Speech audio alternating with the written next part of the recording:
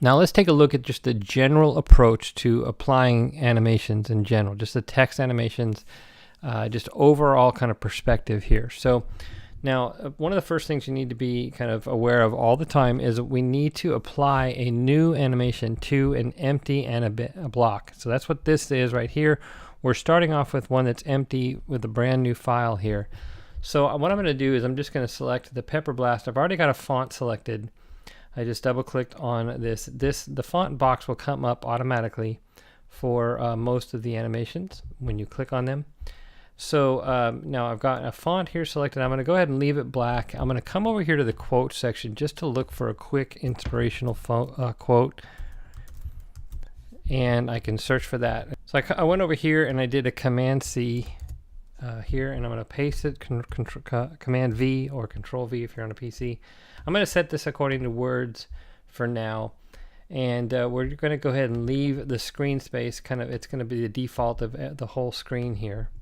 So let me just, oops, I need to drag from, so that's a good little tip here. We need to drag from the upper left down to the bottom right, or whatever, left to right is what it says. So I've done that, and I'm just going to apply this. And you can see here that what it's done is it's taken just the words and it's animating them individually.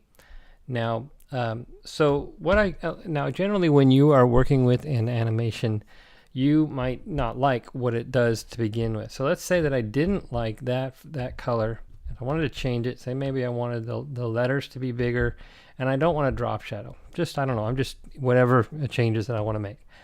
I can then apply it, and then it's applied those changes. So you don't have to start over from scratch. I don't have to delete the block or anything. You just have it selected and just make adjustments however you like until you like what you've got. Now, if this is, let's say that I've got a sentence here that goes with this, and maybe I've done the vocal of this, and it might take a longer. So let's say it's 10 seconds instead of that 8, so I can just drag this out to make it last 10 seconds. Or let's say that it starts a half a second in or something like that. So maybe there's a little pause with some music or something before it starts. So I can adjust this around as much as I need to fit my audio. I don't have any audio now, but just imagine that I do. And so that's generally how you want to work with it. Now, once you've got something the way you like it and you want to add more, then you want to go ahead and click on when you put your playback head where you want it to start, and click on the plus button. And now I've got an empty Anablock here. What I can then do is come to another animation, let's say the Dimensional Jolt, select a font, and I'm going to go ahead and stick with the region that it's at, and I just need to get some quote here. So let's copy this one. I'm doing Command C, it'd be Control C on the PC, and I'm going to Control V, or Command V or Control V there. And so I've got that. I'm going to go ahead and change this to a different color. Let's say that I want to do this green here and have the shadow be a lighter version of that green or something. I can go with it. You really can play with this again. So just see what I like about that. And so there it played that, and it's okay, I can live with that or whatever. So, but the point is that as I want to add more, I want to go ahead and put it at the end or wherever I want it to display. Let's say that I wanted to interject one. So let me come out here a little bit.